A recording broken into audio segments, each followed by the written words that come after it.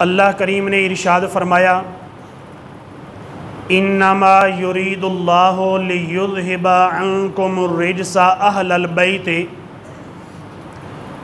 کہ اللہ تعالی چاہتا ہے لیذھب عنکم الرجس، کہ اللہ چاہتا ہے کہ تم سے ہر قسم کی ناپاکی کو دور کر دے، اہل البیت اے نبی کے گھر والوں، وَيُطَهِّرَكُمْ تَطْهِيرًا، اور وہ تمہیں خوب صاف ستھرا کر دے۔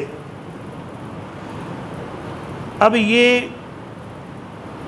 آیہ کریمہ نمبر سورۃ الاحزاب کی 32 ہے۔ اس آیہ مبارکہ کے اندر اللہ کریم نے اہل بیت کا لفظ استعمال فرمایا ہے۔ میں چاہتا ہوں کہ ایک نئے طریقے سے اس آیت کا مطلب آپ کو سمجھانے کی کوشش کروں۔ یرید اللہ لیذھب عنکم الرجس اہل البیت ویطہرکم تطہیرا، اللہ چاہتا ہے کہ اہل البیت، یا اس سے لفظ سے پہلے یا حرف ندا معذوف ہے، یہاں پر منادا لفظ اہل ہے اور وہ مضاف ہو رہا ہے۔ عربی گرامر کی ایک بات کر رہا ہوں، منادا لفظ اہل ہے تو اس لیے اس پر زبر آئی۔ ہم کہتے ہیں نا کہ یا اللہ ہو، اللہ کا نام آئے اس سے پہلے یا آئے تو ہم کہتے ہیں پیش لے کے آتے یا اللہ ہو۔ اگر نبی کریم علیہ السلام کا نام آئے یا محمد پیش لے کے آتے ہیں۔ اگر یا کے بعد ہم رسول اللہ کا لفظ لے کے آئیں تو کیا ہم پڑھتے ہیں؟ یا رسول اللہ نہیں پڑھتے، یا رسول اللہ پڑھتے ہیں، لام کے اوپر زبر پڑھتے ہیں۔ تو وہ عربی زبان کا یہاں پر قاعدہ ہے کہ جو منادہ ہے جس کو پکارا جا رہا ہے، اگر وہ مضاف الیہ ہو کے آ رہا ہے تو اس پہ زبر آئے گی۔ اسم جلالت، اسم رسالت، یا اللہ ہو یا محمد ہو، یہ مفرد تھے تو مفرد جو ہوتا ہے وہ مبنی بر ضم ہوتا ہے، اس لیے پیش آئی۔ لیکن جب منادہ مضاف آیا تو اس پہ زبر آ گئی۔ تو یہاں پر بھی اہلا پہ زبر اس لیے ہے کہ جس طرح یا رسول اللہ ہے تو یہاں پر ہے کہ یا اہل البیت، یہاں بھی حرف ندا یا محذوف ہے کہ نبی کریم علیہ السلام کے جو گھر والے ہیں ان کو خطاب کیا جا رہا ہے کہ یا اہل البیت، اے نبی کے گھر والو، انما یرید اللہ، اللہ چاہتا ہے لیذھب عنکم الرجس، کہ وہ تم سے ناپاکی کو دور کر دے، وَيُطَهِرَكُمْ تَطْهِيرًا، اور تمہیں پاک کر دے خوب صاف ستھرا، تمہیں اچھے طریقے سے خوب صاف ستھرا کر دے، یہ اللہ چاہتا ہے۔ اب یہ جو اہل بیت کا لفظ آیا ہے اس سے نبی کریم علیہ السلام کی اولاد بھی ہو سکتی ہے۔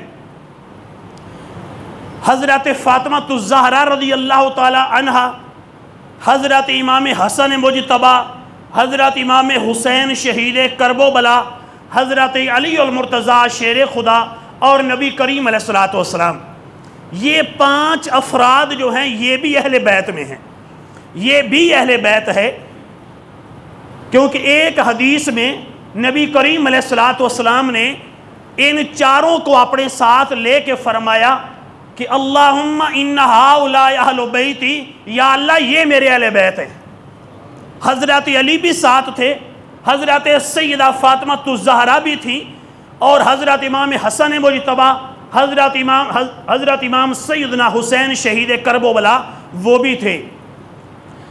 لیکن قرآن پاک کی جو آیتیں ہوتی ہیں نا ان کا ما قبل سے تعلق بھی ہوتا ہے۔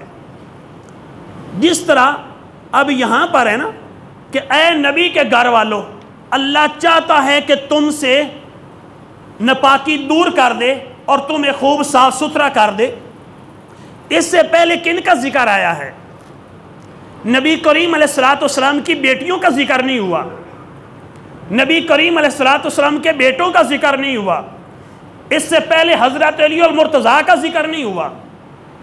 یہ 22ویں پارے کے بالکل شروع میں پہلی آیت 22ویں پارے کی چھوڑ کر دوسری آیت، یا نساء النبی، اے نبی کی بیویوں، یا نساء النبی، اے نبی کی بیویوں، لستن کاحد من النساء، تم جہان میں کسی عورت کی طرح نہیں ہو، لستن کاحد من النساء، تم سارے جہان کی عورتوں سے عرفہ والا ہو، سارے جہان کی عورتیں مل بھی جائیں تو تمہاری برابری نہیں کر سکتی۔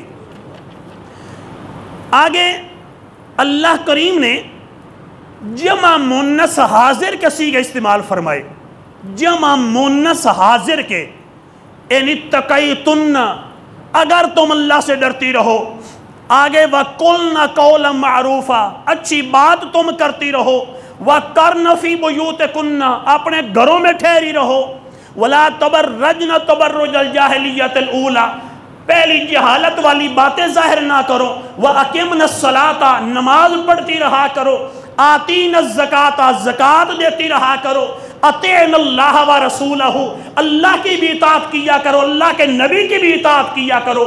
یہ سارے حکم جن سے اللہ نے یہ حکم فرمائے ہیں نا، وہ نبی کی بیویاں ہیں۔ یہ سارا پیچھے ذکر نبی کی بیویوں کا ہے۔ آگے نبی کریم علیہ السلام کی جب بیویوں کا ذکر چل رہا تھا تو ساتھ اللہ نے یہ آیت فرمائی کہ اے نبی کے گھر والوں، اللہ چاہتا ہے کہ تم سے ناپاکی دور کر کے تمہیں خوب صاف ستھرا کر دے۔ تو میرے بھائیوں، بتانا یہ مقصود ہے کہ نبی کریم علیہ السلام کی جو بیویاں ہیں وہ بھی اہل بیت میں شامل ہیں، کیونکہ پیچھے جو ذکر چلا ہے نا وہ یا نساء النبی، اے نبی کے گھر والوں، اے نبی کی بیویوں، اے نبی کی عورتوں، اگر وہ عورتیں مراد لی جائیں جن کا تعلق نبی کریم علیہ السلام سے ہے، نبی کی عورتیں، پھر نبی کی بیٹیاں بھی شامل ہوں گی، نبی کی بیویاں بھی شامل ہوں گی۔ اب یہ تو نہیں کہ نبی کی بیٹیوں کو تو نساء میں شامل کیا جائے لیکن نبی کی بیویوں کو نساء میں شامل نہ کیا جائے۔ نساء عربی زبان میں عورتوں کو کہتے ہیں، جمع کے لیے پلورل ہے، سنگولر نہیں ہے۔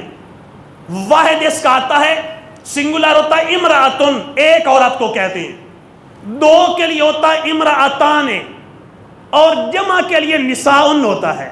تو یہاں پر لفظ اللہ نے نساء استعمال فرمایا ہے کہ اے نبی کی بیویوں، اے نبی کی عورتوں۔ اگر عورتیں لفظ ترجمہ کیا جائے تو پھر بھی نبی کی بیویاں اہل بیت میں شامل رہیں گی، اگر نبی کی بیویاں ہی ترجمہ کیا جائے تو پھر صرف نبی کی بیویاں ہی یہاں پر ہوں گی۔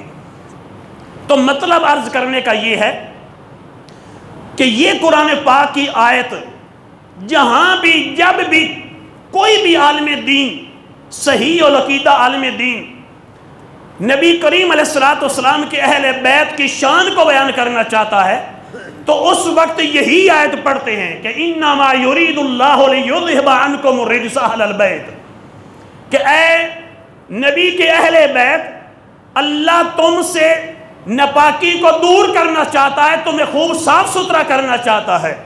تو میرے بھائیوں، ما قبل سے تعلق بھی تو دیکھا جائے کہ اس آیت سے پہلے کیا ذکر کیا گیا ہے۔ اگر عورتوں کا ہی ذکر کیا جائے پھر بھی نبی کی بیویاں شامل ہوں گی، اگر نبی کی بیویاں ترجمہ کیا جائے تو پھر بھی نبی کی بیویاں شامل رہیں گی۔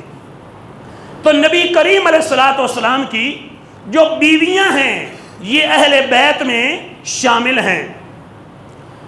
ویسے اہل بیت قرابتی ہوتے ہیں جو رشتے کے اعتبار سے نبی کے گھر والے بنتے ہیں، ایک اہل بیت سکنا ہوتے ہیں جو گھر کے اندر رہتے ہوتے ہیں، جو گھر کے اندر رہتے ہیں وہ بھی گھر والے ہیں۔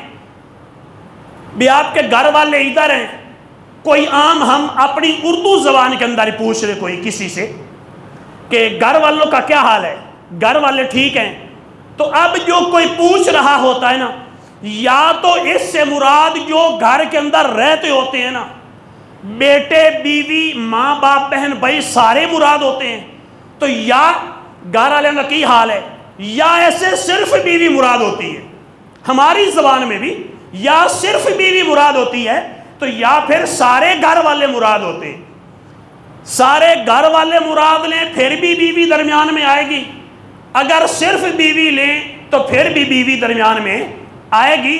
بیوی کبھی بھی اہل بیت سے خارج نہیں ہو سکتی۔ بھئی وہ جو بیوی ہے اس کی جو اولاد ہے، جو بیٹے ہیں جو بیٹیاں ہیں، وہ تو اہل بیت میں شامل ہو جائیں اور خود بیوی اہل بیت میں نہ ہو۔ اولاد اہل بیت میں ہے لیکن خود بیوی اہل بیت میں نہیں ہے، تو یہ جو منطق ہے یہ سمجھ میں آنے والی نہیں ہے۔ تو میرے بھائیوں، نبی کریم علیہ السلام کی 4 صاحبزادیاں ہیں۔ نبی کریم علیہ السلام کی 4 صاحبزادیاں ہیں۔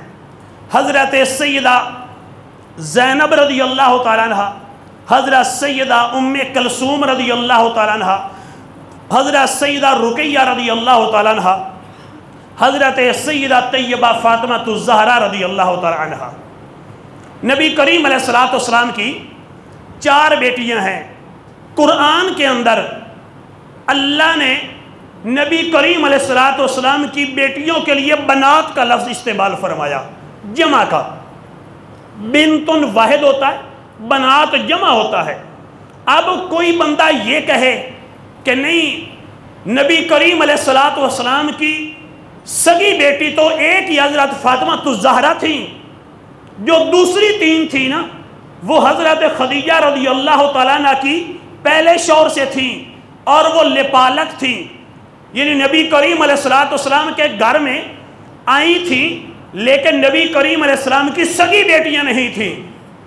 تو اس کے لیے عرض یہ ہے کہ اللہ نے جب بنات کا لفظ استعمال فرمایا کہ نبی کی بیٹیاں،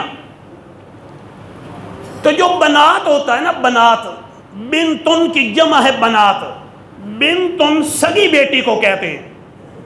جو سوتیلی بیٹی ہے اس کو بنتن عربی زبان میں کہتے ہی نہیں ہے۔ جو سگی بیٹی ہوتی ہے اس کو بنتن کہا جاتا ہے، اور جو سوتیلی بیٹی ہوتی ہے اس کو ربیباتن کہا جاتا ہے۔ آپ 4 پارے کے آخری رکوع میں پڑھیں گے نا، حرمت علیکم امہاتکم و بناتکم، کہ تم پر تمہاری مائیں بھی حرام ہیں، ان سے نکاح نہیں ہو سکتا، تمہاری بیٹیاں بھی تم پر حرام ہیں۔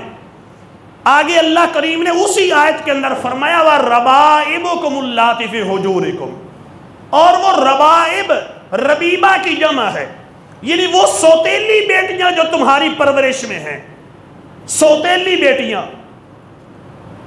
تو سوتیلی بیٹی جو ہوتی ہے اس کو ربیبہ کہا جاتا ہے۔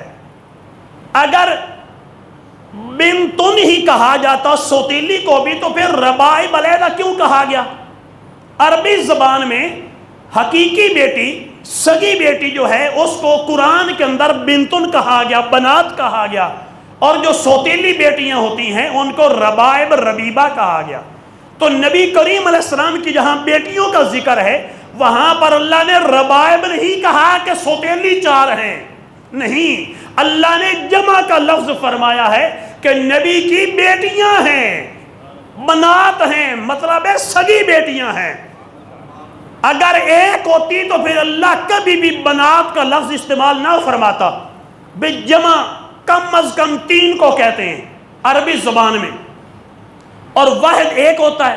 اگر ایک حضرت فاطمہ الزہرا ہی تھی تو پھر اللہ بنتن کا لفظ استعمال فرماتا، بنات کا لفظ کبھی استعمال نہ فرماتا۔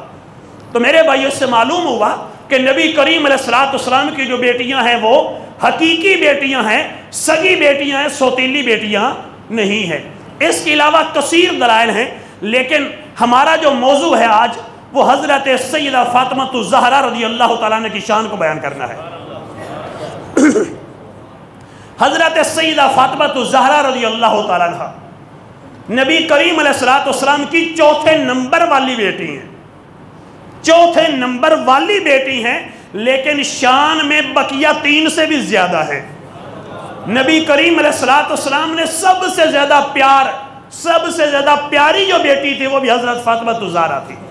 پیاری تو ساری تھی، لیکن سب سے زیادہ پیار جو نبی کریم علیہ السلام نے کیا ہے وہ حضرت فاطمہ الزہرا رضی اللہ تعالیٰ عنہ سے کیا ہے، جن کا لقب بھی زہرا ہے۔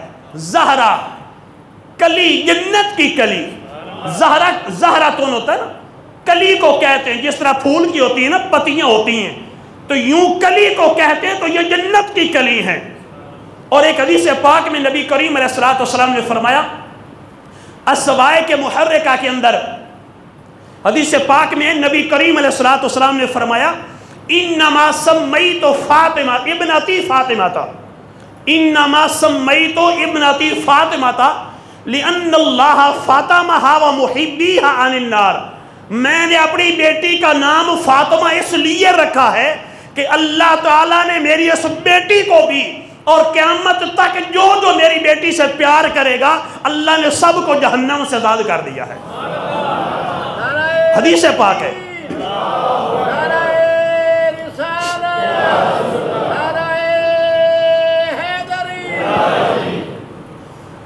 اب یہ حدیث پاک فاطمہ ہوتا ہے آزاد، جس کو چھڑایا گیا ہو، تو نبی کریم علیہ السلام نے خود وجہ بیان فرمائی کہ میری بیٹی کا نام فاطمہ کیوں ہے؟ فرمایا میں نے خود نام یہ رکھا ہے، انما سمیتو، میں نے نام رکھا ہے، ابنتی اپنی بیٹی کا نام، فاطمہ تا، میں نے اپنی بیٹی کا نام فاطمہ اس لیے رکھا ہے لأن اللہ فاطمہ، کہ اللہ تعالیٰ نے اس کو بھی جہنم سے بچا دیا ہے، وَمُحِبِّيهَا، قیامت تک جو کوئی میری بیٹی سے پیار کرے گا اللہ کریم اس کو بھی جہنم سے بچائے گا۔ تو میرے بھائیوں، اور فتاوی رضویہ شریف کے اندر سید اعلیٰ حضرت علیہ رحمہ نے بھی یہی فرمایا، لیکن آپ نے الفاظ محبیہا کی جگہ حدیث کے اور نقل کیے، انما سمیت فاطمہ تا، کہ حضرت فاطمہ کا نام فاطمہ اس لیے رکھا ہے لأن اللہ فاطمہ وذریتہا عن النار، کہ اللہ تعالیٰ نے حضرت فاطمہ کو بھی اور قیامت تک ان کی اولاد کو بھی اللہ نے جہنم سے بچا دیا ہے۔ اور یہ حدیث اعلیٰ حضرت امام احمد رضا خان رحمت اللہ تعالیٰ علیہ فتاوی رضویہ میں نقل کر کے فرماتے ہیں کہ اللہ کی رحمت سے امید واسق ہے، اللہ کی رحمت سے پکی امید ہے کہ جو سید صحیح العقیدہ ہوگا عند اللہ، اعلیٰ حضرات لفظ فرمائے عند اللہ، جو اللہ کے نزدیک سید ہوگا قیامت کے دن اس کا حساب کتاب نہیں لیا جائے گا۔ جو حقیقی سید ہوگا، اگر ہمارے سامنے کوئی آ کے کہہ دینا کہ میں سید ہوں، ہمیں اجازت نہیں ہے کہ ہم جانچ پڑتال شروع کر دیں، ہم انویسٹیگیشن شروع کر دیں، بتاؤ تو کیسے سید ہے، ایسے سید ہوتے ہیں؟ نہیں، ہمیں تحقیق کرنے کی اجازت نہیں ہے۔ اگر وہ سید نہیں ہے لیکن پھر بھی اپنے آپ کو سید کہہ رہا ہے، ہم تو اعتبار کریں گے اس کے سید کہنے کی وجہ سے، وہ جانے اور اس کا اللہ جانے، وہ جانے اللہ جانے، ہم تو اعتبار کریں گے اس کے سید کہنے کی وجہ سے۔ جس طرح کہ حضرت فاطمہ الزہرا، حضرت عمر فاروق اعظم رضی اللہ تعالیٰ عنہ، ان کے سامنے ایک غلام آتا ہے، وہ آ کے کہتا ہے اللہ اللہ اللہ۔ حضرت عمر رضی اللہ تعالیٰ عنہ فرماتے ہیں کہ اے غلام تو میرے سامنے اللہ کا ذکر کر رہا ہے، جا میں نے تجھے آزاد کیا۔ دوسرے غلاموں کو پتہ چل گیا کہ جس کو آزادی چاہیے حضرت عمر کے سامنے جا کے اللہ کا ذکر کرے، حضرت عمر آزاد کر دیتے۔ کبھی کوئی غلام آتا ہے، آپ گزر رہے ہوتے، کوئی غلام آتا سامنے سے، وہ اللہ اللہ کا ذکر کرتا، حضرت عمر اس کو آزاد کر دیتے۔ کسی بندے نے عرض کیا کہ حضور یہ اللہ کی محبت میں اللہ کا ذکر نہیں کرتے، یہ اللہ کی محبت میں اللہ کا ذکر نہیں کرتے، یہ تو آزادی چاہنے کے لیے اللہ کا ذکر کرتے ہیں۔ تو حضرت عمر رضی اللہ تعالیٰ عنہ نے فرمایا کہ چلو کوئی بات نہیں، مجھے دھوکہ دیتے ہیں تو اللہ کے نام پہ دھوکہ دے رہے ہیں نا، مجھے دھوکہ بھی دے رہے ہیں تو اللہ کے نام پہ دھوکہ دے رہے ہیں، میں اللہ کے نام پہ دھوکہ کھانے کے لیے بھی تیار ہوں۔ تو اگر کوئی ہمارے سامنے آ کے کہے میں سید ہوں، وہ سید نہ ہو، اس کا معاملہ اللہ جانے، ہمیں دھوکہ دے رہا ہے تو نبی کی نسبت کی وجہ سے دے رہا ہے نا۔ ہم اگر کچھ اپنی چیز دیتے بھی ہیں، ہم اس کا عزت بھی کرتے ہیں، اس کا احترام بھی کرتے ہیں، اس کی ریسپیکٹ کرتے ہیں، کیوں کر رہے ہیں کہ اس کی نسبت نبی کریم علیہ السلام سے۔ ہم تو نبی کریم علیہ السلام کی نسبت پہ سب کچھ قربان کر رہے ہیں، وہ جانے اللہ جانے۔ تو میرے بھائیوں، ایک مرتبہ نزہۃ المجالس کے اندر امام عبد الرحمن صفوری علیہ رحمہ نقل کرتے ہیں کہ ایک مرتبہ حضرت سیدہ فاطمہ الزہرا رضی اللہ تعالیٰ عنہ اور حضرت سیدہ عائشہ صدیقہ رضی اللہ تعالیٰ عنہ اکٹھی بیٹھی تھی، تو یکدم حضرت فاطمہ الزہرا رضی اللہ تعالیٰ عنہ آپ فرماتی ہیں کہ اے امی عائشہ، میری شان تم سے زیادہ ہے، میری شان تم سے زیادہ ہے۔ حضرت عائشہ رضی اللہ عنہ کہنے لگی کہ بیٹی وہ کیسے؟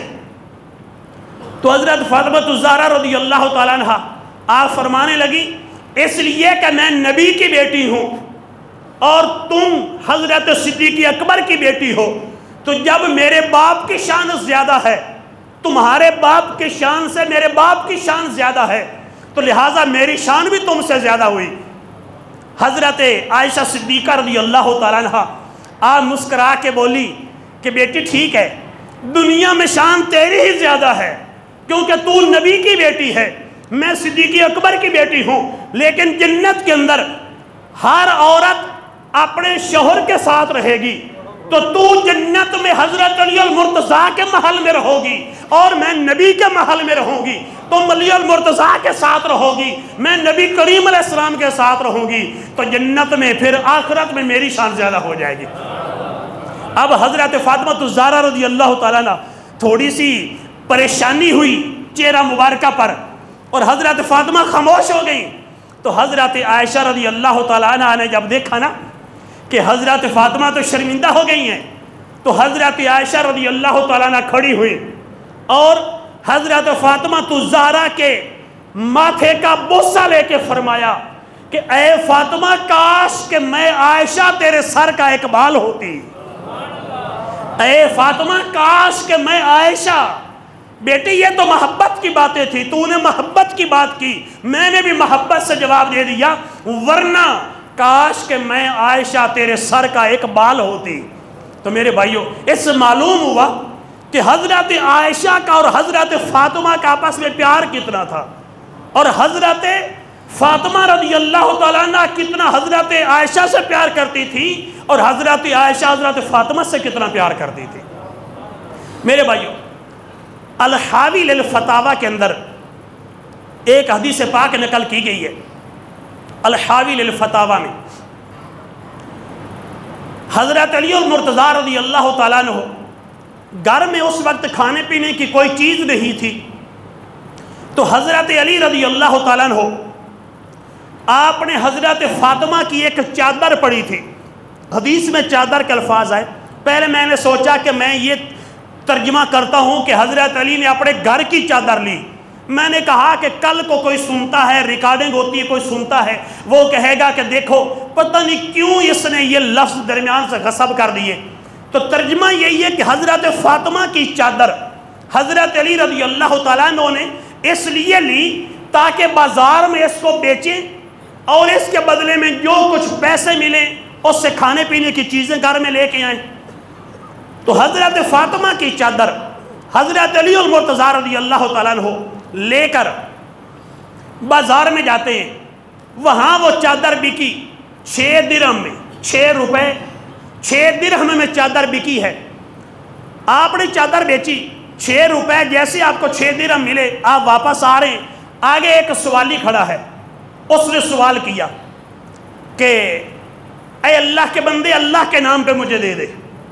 حضرت علی کے پاس وہی 6 درہم تھے جن سے گھر کا راشن خریدنا ہے، تو حضرت علی نے وہ 6 کے 6 درہم اس سوالی کو دے دیے، 6 کے 6 درہم اس سوالی کو دے دیے۔ آگے گئے تو آگے ایک بندہ کھڑا ہے، اس کے ہاتھ میں اونٹنی ہے، اس نے کہا کہ اے علی یہ اونٹنی خریدنی ہے؟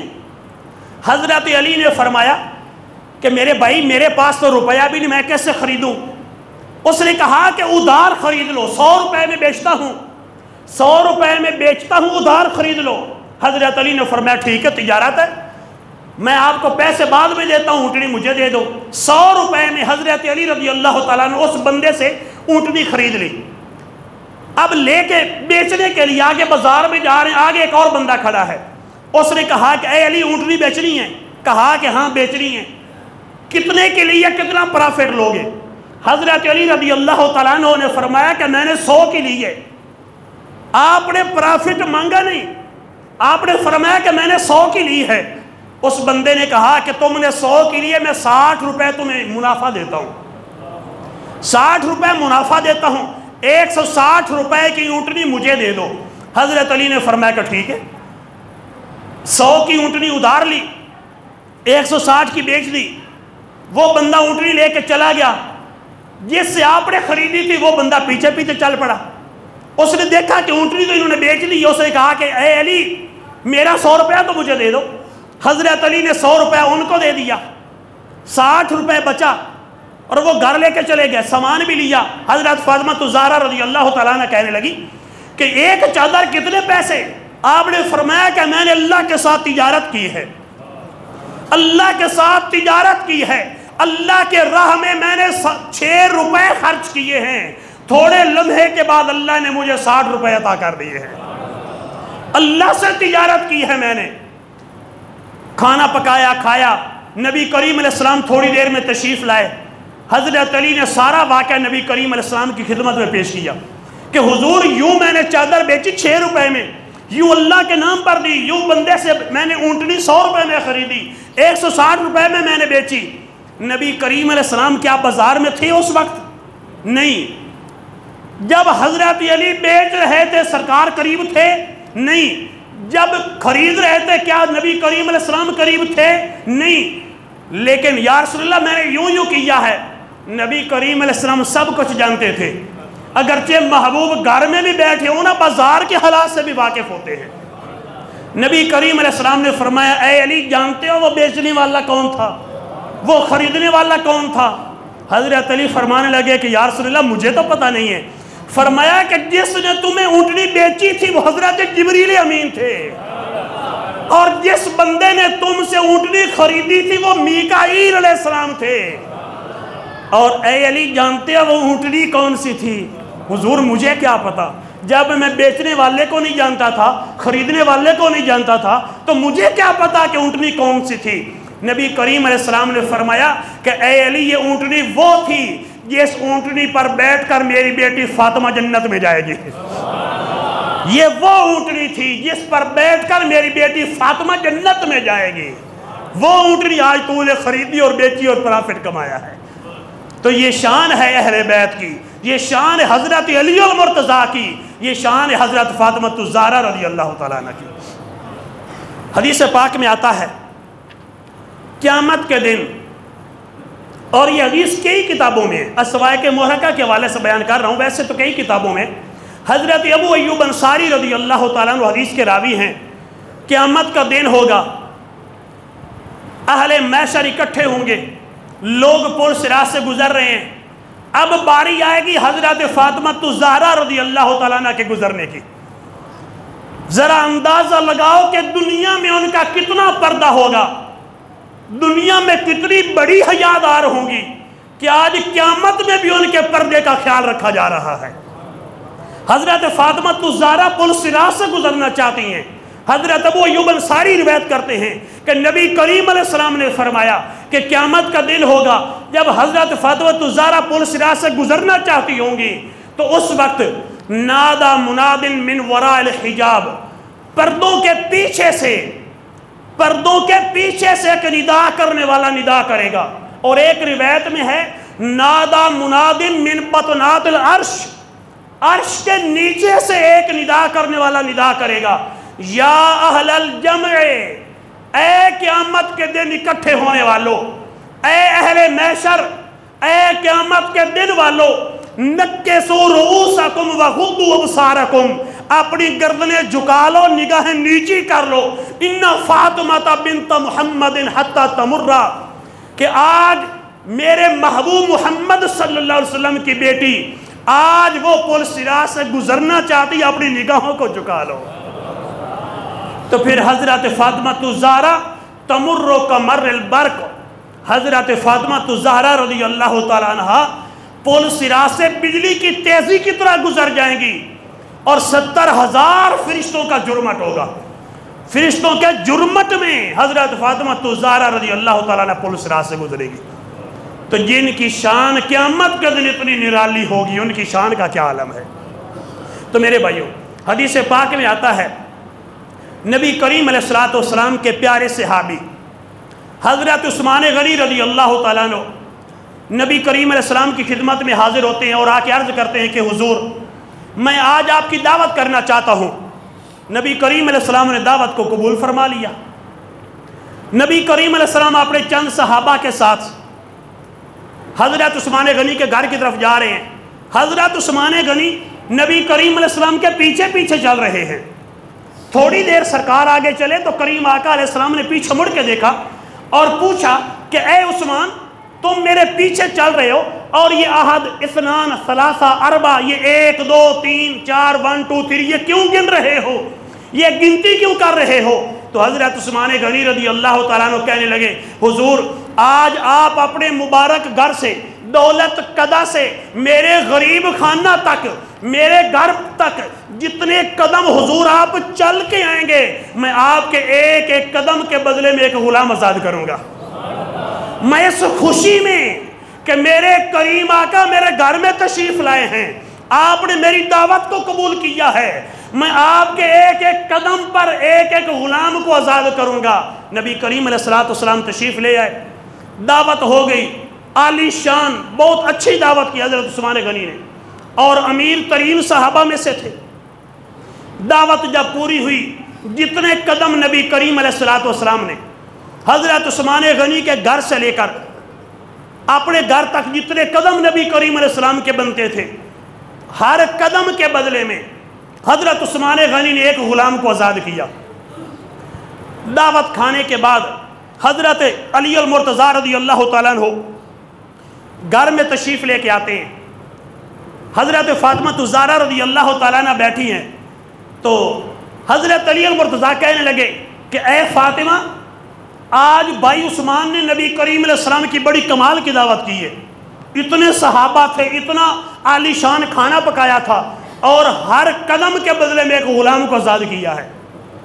حضرت فاطمہ الزہرا سوچنے لگی کہ شاید حضرت علی پریشان ہے کہ ہمارے پاس اتنے وسائل نہیں، ہم اتنی اچھی دعوت نہیں کر سکتے۔ حضرت فاطمہ کہنے لگی کہ اے علی، آپ بھی جائیے، آپ بھی نبی کریم علیہ السلام کو دعوت دے کے آئیے، ہم بھی ایسی دعوت کریں گے جیسے عثمان غنی نے دعوت کی ہے۔ حضرت علی المرتضیٰ کہنے لگے کہ اے نبی کی بیٹی، اے نبی کے لختے جگر، یہ ہوگا کیسے؟ گھر میں تو کچھ بھی نہیں، دعوت کرو گی کیسے؟ حضرت فاطمہ الزہرا فرمانے لگی، تمہارا کام نبی کریم علیہ السلام کو دعوت دینا ہے، یہ انشاءاللہ سارے کام ہو جائیں گے۔ حضرت علی المرتضیٰ رضی اللہ تعالیٰ نبی کریم علیہ السلام کی خدمت میں جاتے، حضور آپ کی بیٹی بھی آپ کی ایسی دعوت کرنا چاہتی ہیں جیسی دعوت حضرت عثمان غنی نے کی ہے، حضور دعوت قبول فرمائیں۔ نبی کریم علیہ السلام نے فرمایا کہ اے صحابہ سارے چلو، میری بیٹی نے دعوت کی ہے۔ سارے صحابہ کو لے کر حضرت علی رضی اللہ تعالیٰ عنہ ساتھ چل رہے ہیں۔ نبی کریم علیہ السلام گھر میں تشریف لے آتے ہیں۔ حدیث پاک میں آتا ہے کہ حضرت فاطمہ کا سارا گھر مہمانوں سے بھر جاتا ہے۔ حضرت فاطمہ رضی اللہ تعالیٰ عنہ نے خالی ہنڈیا چولہے کے اوپر چڑھا دی، مہمان آ گئے ہیں، ہنڈیا چولہے پہ چڑھائی، خود مصلے پہ چلی گئی، اللہ کی بارگاہ میں سجدہ کیا کہ یا اللہ تو جانتا ہے ہمارے گھر میں دنیاوی سامان کوئی نہیں ہے اتنے، لیکن تیرے محبوب کی دعوت کی ہے تو یا اللہ لاج بھی تو نے ہی رکھنی ہے۔ اللہ کی بارگاہ میں سجدہ کیا، عبادت کی، آ کے دیکھتی ہیں کہ جو ہنڈیا ہے وہ کھانے سے بھری ہے۔ ہنڈیا اٹھا کر ابا جان کو دعوت دی، حضور کھانا تیار ہے۔ نبی کریم علیہ السلام نے کھانا لیا، صحابہ کرام کو کھلایا، خود بھی کھایا۔ صحابہ کرام کھانا کھا رہے، ایک دوسرے کی طرف حیرت سے دیکھ رہے ہیں۔ کریم آقا علیہ السلام نے فرمایا کہ کیا ہوا؟ حضور ایسا عظیم کھانا اور لذیذ کھانا کبھی نہیں کھایا۔ فرمایا کہ اے میرے صحابہ، یہ کھانا زمین کا ہو تو تم کھاتے، یہ جنت سے کھانا آیا جو اللہ نے میری بیٹی کے احترام کے لیے بھیجا ہے، یہ جنتی کھانا تم نے کھایا ہے۔ اب کتنی اچھی دعوت کی حضرت عثمان غنی رضی اللہ تعالیٰ عنہ نے، مدینہ پاک کے اچھے کھانے سے سرکار کی دعوت کی تھی، لیکن شہزادی کونین سیدہ فاطمہ الزہرا نے جنت کے کھانے سے نبی کریم علیہ السلام کی دعوت کی ہے۔ اب اس کے بعد نبی کریم علیہ السلام کی لخت جگر نے سر سجدے میں رکھ دیا کہ یا اللہ، ہمارے پاس تو پیسے نہیں ہیں کہ ہم ایک غلام بھی خرید سکیں، تو جتنے غلام حضرت عثمان غنی نے تیرے محبوب کے قدموں کے بدلے آزاد کیے، ہم تو ایک بھی آزاد نہیں کر سکتے، تو یا اللہ تیری بندی تیری بارگاہ میں دعا کرتی ہے کہ دنیا میں نہیں، جتنے قدم میرے محبوب چل کے آئے ہیں، تیرے محبوب میرے ابا جان جتنے قدم گھر سے یہاں تک چل کے آئے ہیں، ہر قدم کے بدلے میں جہنم سے گناہگاروں کو آزاد کر دینا۔ نعرہ تکبیر، نعرہ رسالت، نعرہ حیدری۔ تو حدیث پاک میں آتا ہے کہ نبی کریم علیہ السلام ابھی تشریف فرما ہیں کہ جبریل امین نے آ کے خبر دی کہ یا رسول اللہ صلی اللہ علیہ وسلم، ذرا یہ ارشاد فرما دیجئے کہ آپ جتنے قدم اپنے گھر سے یہاں تک چل کے آئے ہیں، آپ کے ہر قدم کے بدلے میں ایک ایک نہیں، اللہ کریم ہر قدم کے بدلے میں 1000 گناہگاروں کو جہنم سے نکال کے جنت عطا فرمائے گا۔ ایک قدم کے بدلے میں 1000 گناہگاروں کو اللہ جہنم سے نکال کے جنت عطا فرمائے گا۔ کیسی عظیم الشان دعوت تھی، یہ کیسے دعوت ہوئی؟ اس لیے کہ ان کی نسبت نبی کریم علیہ السلام سے تھی، نبی کریم علیہ السلام کی بیٹی ہیں، اللہ نے ان کو یہ شان دی ہے کہ وہ زمین پہ سر سجدے میں رکھتی ہیں تو جنت سے کھانے بھی آ جاتے ہیں، وہ دعا ایک لمحے کرتی ہیں تو دوسرے لمحے جبریل خوشخبریاں مبارکباد سنا دیتے ہیں۔ تو میرے بھائیوں، حضرت فاطمہ الزہرا رضی اللہ تعالیٰ عنہ، ابھی باتیں تو بڑی ہیں، مستدرک للحاکم کے اندر حدیث پاک ہے، حضرت عبداللہ بن عمر رضی اللہ تعالیٰ عنہ حدیث کے راوی ہیں، آپ فرماتے ہیں کہ قال لہا رسول اللہ صلی اللہ علیہ وسلم فدا کے ابی و امی، نبی کریم علیہ السلام کے پیارے صحابی حضرت عبداللہ بن عمر فرماتے ہیں کہ نبی کریم علیہ السلام نے اپنی بیٹی حضرت فاطمہ الزہرا سے فرمایا کہ اے بیٹی میرے ماں باپ تجھ پر قربان ہو جائیں۔ یہ شان ہے فاطمہ الزہرا کی، اے بیٹی فدا کے ابی و امی، اے میری بیٹی میرے ماں باپ تجھ پر قربان ہو جائیں۔ اور ایک اور حدیث پاک میں نبی کریم علیہ السلام نے فرمایا فاطمہ تو بضعۃ منی، فاطمہ میرے جگر کا ٹکڑا ہے، فاطمہ میرے جگر کا ٹکڑا ہے، یغضبنی ما یغضبھا، جو چیز میری بیٹی کو ناراض کر دیتی ہے وہ مجھے بھی ناراض کر دیتی ہے۔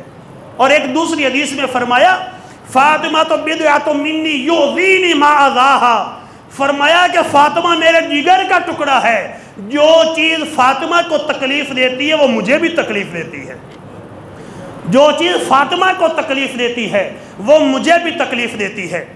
تو میرے بھائیوں، آخر پر ایک اعتراض ہوتا ہے جو بہت بڑا اعتراض ہے، لوگ کرتے ہیں جن کے دلوں میں نبی کی نفرت ہوتی ہے، نبی کا بغض ہوتا ہے، وہ اعتراض بناتے ہیں۔ میں چاہتا ہوں کہ اس اعتراض کا جواب بھی دے دیا جائے۔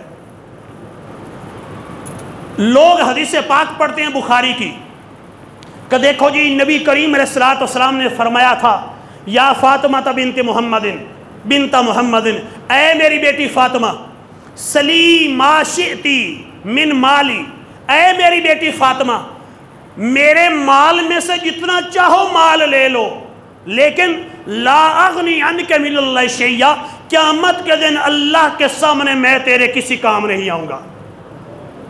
اے میری بیٹی مال جتنا چاہو مجھ سے لے لو، میں مالی تعاون کر سکتا ہوں، لیکن قیامت کے دن اللہ کے سامنے میں تیرے کسی کام نہیں آؤں گا، تیرے عمل کام آئیں گے، میں کام نہیں آؤں گا۔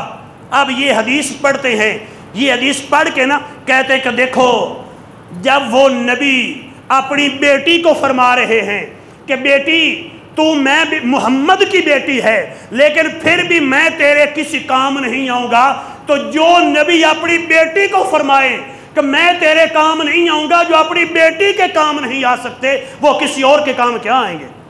تو یہ نبی کریم علیہ السلام نے تو واضح فرما دیا کہ میں اللہ کے سامنے تیری کوئی ہیلپ نہیں کر سکتا، میں تیری کوئی مدد نہیں کر سکتا۔ اب یہ حدیث بخاری کی پڑھ کر نا جن کے دلوں میں مرض ہوتا ہے نا، تو پھر وہ اسی طرح کی باتیں کرتے ہیں، خارجی ٹولہ۔ وہ یہی کہتے کہ دیکھو نبی کریم علیہ السلام کے پاس کوئی اختیارات نہیں، وہ نفع نہ دے سکتے، وہ نقصان نہیں دے سکتے، وہ کسی چیز کا اختیار نہیں رکھتے، ورنہ اپنی بیٹی کو کیوں فرماتے؟ میرے بھائیوں، یہ تو تھا نبی کریم علیہ السلام نے اپنی بیٹی سے فرمایا کہ اے میری بیٹی، اللہ کے سامنے میں تیرے کسی کام نہیں آؤں گا، اپنی بیٹی سے تو فرمایا ہے۔ لیکن ترمذی شریف کے اندر حدیث پاک ہے، حضرت انس رضی اللہ تعالیٰ عنہ حدیث کے راوی ہیں۔ حدیث پاک کیا ہے؟ حضرت انس کہتے ہیں کہ میں نے نبی کریم علیہ السلام سے سوال کیا کہ حضور کیا آپ میری قیامت کے دن شفاعت فرمائیں گے؟ حضور کیا آپ قیامت کے دن میری شفاعت فرمائیں گے؟ مطلب کیا ہے؟ حضور کیا قیامت کے دن آپ میرے کام آئیں گے؟ کیا قیامت کے دن آپ میری شفاعت کریں گے؟ نبی کریم علیہ السلام نے فرمایا انا فاعل، ہاں انس میں کروں گا، ہاں اے انس میں کروں گا۔ حضرت انس کہنے لگے حضور جب آپ قیامت کے دن میری شفاعت کرنے والے ہیں، میرے نامہ اعمال تلنے کی باری آئے، میں آپ کو کہاں تلاش کروں؟ ادھر میرا نامہ اعمال تولا جا رہا ہو اور آپ موقع پہ ہوں ہی نہ، تو میری پھر سفارش کون کرے گا؟ حضور آپ کو میں کہاں تلاش کروں؟ نبی کریم علیہ السلام نے فرمایا فَطْلُبْنِي عِنْدَ الصِّرَاط، فرمایا کہ پل صراط پہ مجھے تلاش کر لینا، جہاں میرے گنہگار امتی صراط سے گزر رہے ہوں گے، میں رب سلم سلم کہہ کر ان کی ڈارس بندھا کے اپنے گنہگار امتیوں کو صراط سے پار کروا رہا ہوں گا، پل صراط پار کروا رہا ہوں گا، تو مجھے وہاں تلاش کر لینا۔ حضور اگر آپ وہاں بھی نہ ملے تو میں کہاں جاؤں؟ فرمایا عند المیزان، اے انس اگر میں وہاں نہ ہوں تو جہاں نامہ اعمال تولے جائیں گے میں وہی ہوں گا، وہاں مجھے دیکھ لینا۔ حضور اگر آپ وہاں بھی نہ ہوں تو پھر میں کہاں دیکھوں؟ سوال تو تھا نا کہ میں پل صراط پہ ملوں گا۔ حضرت انس کہہ دیتے حضور ٹھیک ہے میں آپ کو پل صراط پہ دیکھوں گا، لیکن صحابی نے کوئی شک رہنے ہی نہیں دیا۔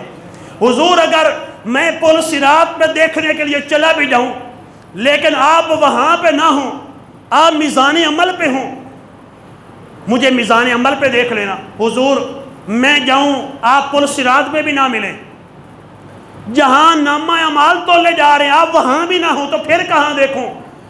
فرمایا کہ عند الحوض، حوض کوثر پہ میں اپنے گناہگاروں کو اپنے ہاتھوں سے جام کوثر پلا رہا ہوں گا، مجھے وہاں دیکھ لینا۔ حضور کیا اور کسی جگہ؟ نہیں۔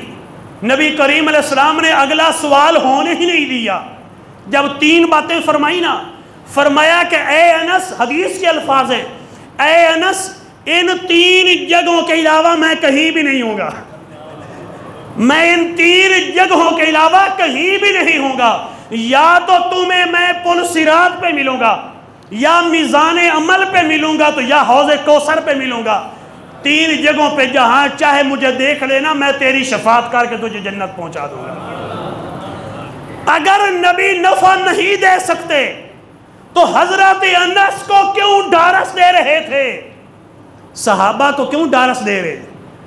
اور مزے کی بات یہ ہے نبی کریم علیہ السلام نے قیامت کی جگہ تو اور بھی بڑی ہونی ہے نا، سرکار یہ فرما دیتے کہ جہاں نبیوں کی کرسیاں لگی ہوں گی نا میں وہاں کرسی پہ بیٹھا ہوں گا، دکھاؤ حدیث میں سرکار نے فرمایا نہیں. 3 جگہ سرکار نے وہی فرمائی ہیں جہاں گناہگاروں کو نبی کی ضرورت ہوگی. جہاں گناہگاروں کو نبی کی ضرورت ہوگی 3 جگہ سرکار نے وہی فرمائی. پل صراط سے گناہگاروں کو پار کروا رہے ہوں گے. کسی کی نیکیاں کم ہیں تو اس کے نامہ اعمال کو صحیح کرنے کے لیے سرکار میزان عمل پہ تشریف لے کے آ رہے. کوئی گرمی سے ہانپ رہا ہوگا تو سرکار اس کو جام کوثر پلانے کے لیے حوض کوثر پہ تشریف لے کے آئیں گے. وہ تو اپنی امتیوں کو نوازنے کے لیے. اور ایک اور حدیث پاک میں، یہ بھی ترمذی کی حدیث پاک، ابو داؤد کی حدیث پاک، مستدرک للحاکم کی حدیث پاک، طبرانی شریف میں، مسند ابی یعلا کے اندر بھی حدیث پاک ہے. نبی کریم علیہ السلام نے فرمایا شفاعتی لأہل الکبائر من امتی. فرمایا قیامت کے دن میری شفاعت میری امت کے بڑے بڑے گناہگاروں کے لیے. قیامت کے دن اپنی امت کے بڑے بڑے گناہگاروں کی شفاعت کر کے ان کو جنت میں پہنچاؤں گا. کیا یہ حدیث نظر نہیں آئی؟ اپنی بیٹی کو کیوں فرمایا؟ حضرت انس کو بھی تو فرما سکتے تھے، سارے امتیوں کو بھی تو فرما سکتے تھے کہ جو بڑے بڑے گناہ کر رہے ہو میں تمہارے کام نہیں آؤں گا. نہیں، فرمایا تم بڑے بڑے گناہ کر رہے ہو نہ کیا کرو، لیکن میری شفاعت تمہیں پھر بھی ملے گی. میری شفاعت پھر بھی تمہیں ملے گی. اے انس میں تیرے کام نہیں آؤں گا. نہیں، ایسا نہیں فرمایا. فرمایا انس میں کام تیرے ضرور آؤں گا. مطلب کیا ہے کہ جب حضرت انس کے کام آ رہے ہیں تو ہر امتی کے کام آ رہے ہیں. اپنے صحابہ کو بھی فرمائے میں تمہارے کام آؤں گا. قیامت تک کے ہر گناہگار امتی کو بھی فرمائے کہ قیامت کے دن میں تمہارے کام آؤں گا.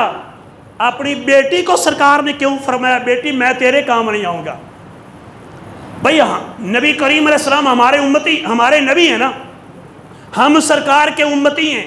کیا ہمیں فخر نہیں ہے کہ ہم سرکار کے امتی ہیں؟ ہمیں فخر ہے کہ وہ ہمارے نبی ہیں. تو کیا حضرت فاطمہ الزہرا کو کوئی فخر نہیں کہ میرے ابا جان نبی ہیں؟ کوئی فخر نہیں ہوگا. کسی کا باپ ڈی سی او لگ جائے، کسی کا باپ چھوٹا سا ایک کونسلر ہی بن جائے نا تو بیٹا جو ہے نا وہ گریبان کے بٹن کھول کے بازاروں گھومتا ہے. میرا ابو جو ہے نا وہ کونسلر ہے، میرا ابو ناظم ہے، میرا ابو وزیر ہے، میرا ابو مشیر ہے، میرا ابا وزیر اعظم ہے، میرا ابا صدر ہے. حضرت فاطمہ الزہرا کو کوئی فخر نہیں ہوگا کہ میرا ابا جان سارے نبیوں کا نبی ہے، میرے ابا جان سارے نبیوں کے سردار ہیں، میرے ابا جان امام الانبیاء ہیں. کہ حضرت فاطمہ کو کوئی فخر نہیں ہوگا؟ ضرور فخر ہوگا. تو پھر وجہ کیا ہے؟ حضرت فاطمہ سے فرمایا کیوں؟ وہ اس لیے فرمایا کہ بیٹی اگر سرکار فرما دیتے نا بیٹی تو تھوڑا بھی عمل کر لینا تو کافی ہے. تو حضرت فاطمہ میری بیٹی کہیں عمل تھوڑے نہ کرے، میری بیٹی فاطمہ کہیں عمل تھوڑے نہ کرے. اور قیامت کے دن پہلے کے نبیوں کی بیٹیوں کی نیکیاں کہیں میری بیٹی سے زیادہ نہ ہو جائیں. جب میں سارے نبیوں سے زیادہ شان رکھتا ہوں تو چاہیے کہ میری بیٹی اتنی نیکیاں کر لے کہ ہر نبی کی بیٹی سے شان میری بیٹی کی زیادہ ہو جائے. اس لیے فرمایا تھا، ورنہ یہ کیسے ہو سکتا ہے؟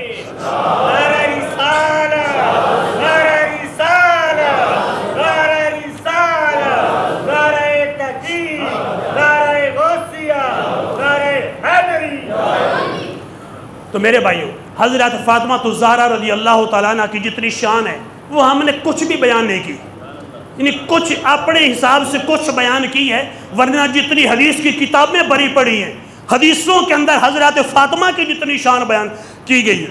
یہ شان حضرت فاطمہ الزہرا کی خاص شان ہے کہ سیدۃ النساء العالمین، سارے جہان کی عورتوں کی سردار حضرت فاطمہ الزہرا، سیدۃ النساء اہل الجنہ. قیامت کے دن جو عورت بھی جنت میں ہوگی ہر عورت کی سردار سیدہ فاطمہ الزہرا ہوگی. آج کسی کی ایک علاقے پر حکمرانی ہوتی ہے لیکن جنت میں جانے والی عورتیں اولین عورتیں بھی ہوں گی، آخری قیامت تک کی عورتیں، ہر عورت جو جنت میں جائے گی وہ حضرت فاطمہ الزہرا کی غلامی میں زندگی گزار رہی ہوگی.